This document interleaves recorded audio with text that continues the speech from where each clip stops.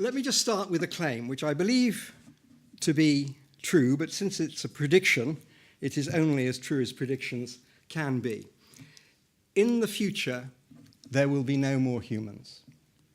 It seems to me that that is beyond a peradventure true, but of course it's a speculation.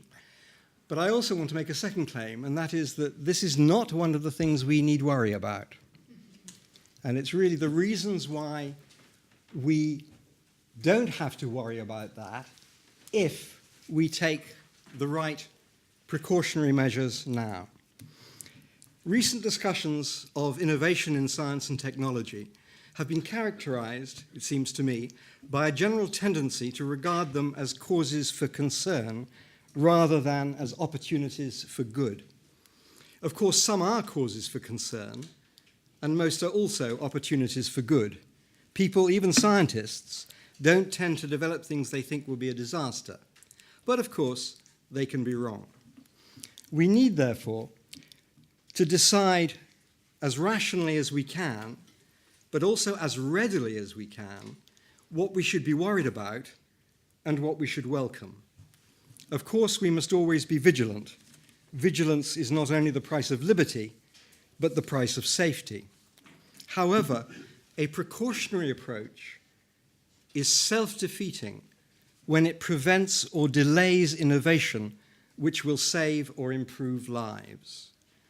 We need to remember that we, as individuals, as citizens, both of our nation states and the European community and indeed the world, we need more and better science and innovation so that the ethical imperative of making the world a better place can be realized, including, of course, by better, I mean a safer place. The prestige and power of science has sometimes been attributed to the fact that science is just, and I quote from a former tutor of mine, science is just magic that works.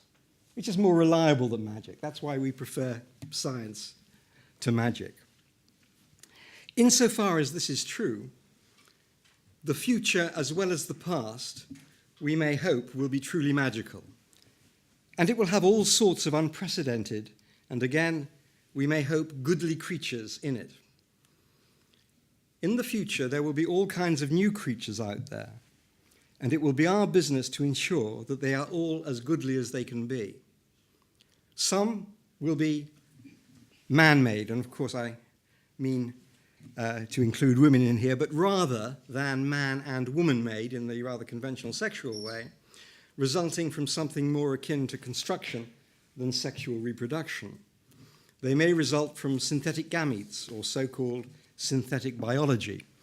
But however synthetic their creation, they will be real in every important sense.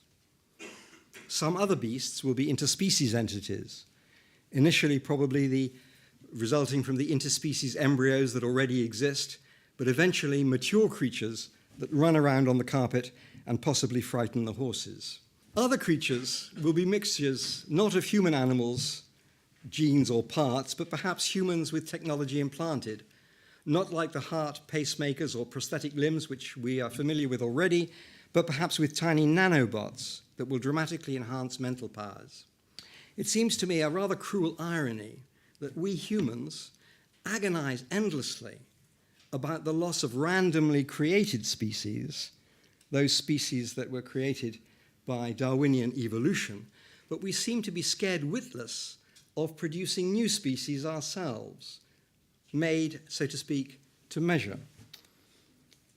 I want to suggest to you that it is just as well that all of these new sorts of beings are on the way, because in the future it is likely that we will have to face the end of humanity as we know it.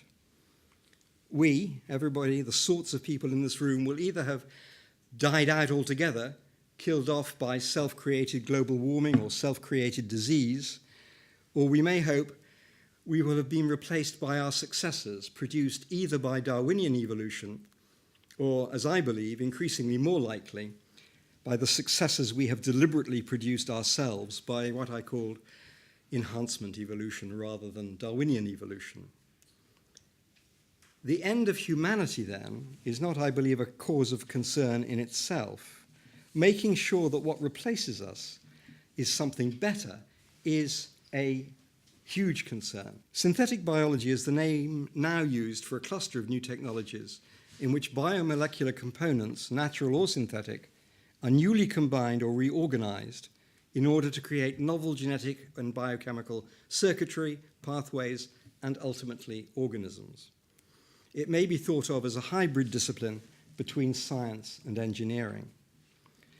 Synthetic biology, though, has caught the imagination, not least because it marks the beginnings of what looks like the possibility of manufacturing life forms literally from scratch, and eventually of creating tailor-made creatures in our own image, or in principle, in the image and with the attributes of anything we like, or at least anything we can imagine and engineer.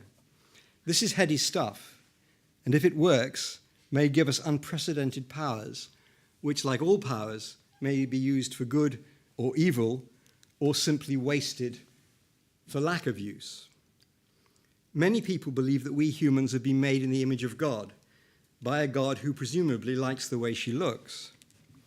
Is it the hubris of such a prospect, however remote, that makes the possibility of humans doing the same so daunting and dramatic?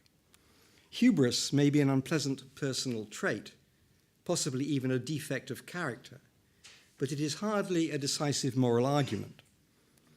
However, I think it is not hubris to believe that we can do good and to try to do it.